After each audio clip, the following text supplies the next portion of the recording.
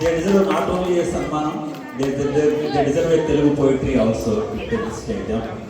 ముందుగా అతిథి గురించి, భావరాజు అతిథి నిశ్శబ్దం నెమ్మదిగా నిండిపోయే క్షణంలో ఒక స్వరం పుట్టింది.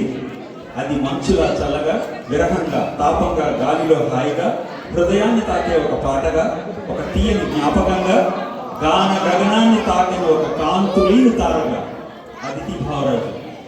శాస్త్రీయ సంగీత శిఖరాల నుంచి సరళ సిరుల వరకు స్వరాల సేతువుగా నడిచే ఆమె ప్రయాణం తెలుగు భాష గర్వంగా మోసే మధుర స్వరాభరణం.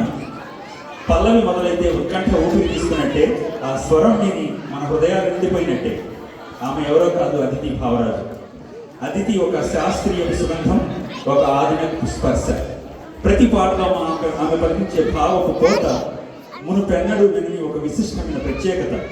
పల్లవి మొదలైతే కాలం ఆగిపోయినట్టే, ఆమె స్వరం వినిపిస్తే మౌనము సంగీతమే అన్నట్టే.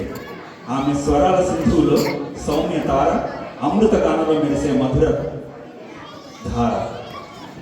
తెలుగు నేల గర్వించే గాన సరస్వతి, సాధనతో సొగకులు అల్లుకున్న సమతామూర్తి, స్వర గమనానికి గమకం అమరిన పురోగతి, సంగీత ప్రపంచాన్ని గుర్రు తొలగించే మా అతిథి.